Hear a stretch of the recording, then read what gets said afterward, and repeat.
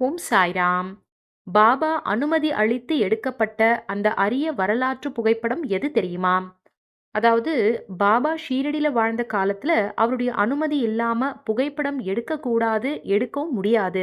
ஏன் அப்படின்னா, பாபாவுக்கு புகைப்படம் எடுக்கிறது அப்படின்றது பிடிக்காத ஒரு விஷயம். அதனால பக்தர்கள் யாருமே எடுக்க மாட்டாங்க.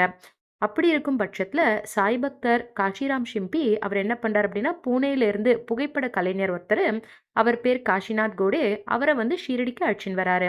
இவர் வரத்துக்கு முன்னாடியே தாமு அண்ணா என்ன பண்றாரு அப்படின்னா, பாபா கிட்ட போயிட்டு, பாபா உங்களுடைய புகைப்படம் வந்து எடுத்துக்கலாமா அப்படின்னு கேட்கிறாரு.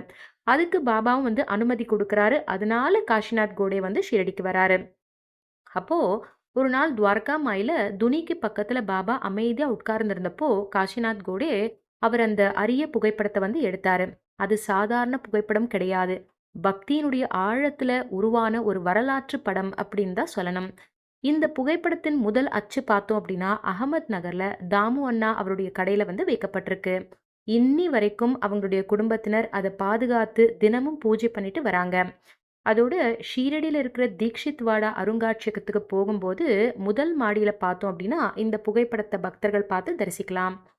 அதோட காஷிநாத் கோடே அவருடைய மகன் திலீப் காஷிநாத் கோடே அப்படின்றவரு அசல் புகைப்படத்தையும் அதனுடைய நெகட்டிவையும் ரொம்ப காலம் கழிச்சு அதை கண்டுபிடிச்சு எடுத்தாரு. அப்போ அவர் என்ன பண்றாருன்னா, பாபாவுடைய பக்தர்கள் இதை வந்து தரிசிக்கணும் அப்படின்னு சொல்லிட்டு ஒரு நல்ல எண்ணத்துல அதை பெரிய அளவுல வந்து அச்சிடறதுக்கு வந்து முடிவு பண்றாரு. ஆனா அந்த காலத்துல பார்த்தோம் அப்படின்னா, இது மாதிரி ஒரு பெரிய சைஸ்ல வந்து பிரிண்ட் எடுக்கிறது அப்படின்றது ரொம்ப ஒரு கஷ்டமான விஷயம் இல்லையா? அப்போ அது அவருக்கு ஒரு சவாலா இருந்தது. மும்பையிலிருந்து சிறப்பு அந்த புகைப்பட காகிதம் எல்லாம் வாங்கப்பட்டது. பெரிய சைஸ் பேப்பர் எல்லாம் வந்து வாங்கிட்டு வராங்க.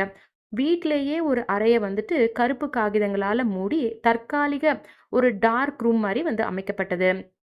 பல முயற்சிகளுக்கு அப்புறமா சுமார் 6க்கு 4 அடி அளவுல ஒரு பெரிய புகைப்படம் வந்து வெற்றிகரமா அச்சிடப்பட்டது. அதுக்கப்புறம் பார்த்தோம் அப்படின்னா, அது ஃப்ரேம் செஞ்சு ஷீரடிக்கு வந்து எடுத்துட்டு வராங்க. பல ஆண்டுகளா அந்த பெரிய படம் ஷீரடியில பழைய பிரசாத ஆலயத்துல வைக்கப்பட்டு, ஆயிரக்கணக்கான பக்தர்கள் பாபா வந்து தரிசனம் செஞ்சாங்க. இதனால என்ன தெரியுது அப்படின்னா, பாபாவுக்கு அர்ப்பணிப்போட செய்யப்படுற எந்த செயலும் சாதாரணமா முடியறது கிடையாது. அது காலத்தையும் கடந்து எண்ணற்ற பக்தர்களுக்கு பாபாவினுடைய அருளாசியா அமையுது அப்படின்றது நமக்கு நல்லாவே புரியுது. நன்றி. ஜெய் சாய்ராம்.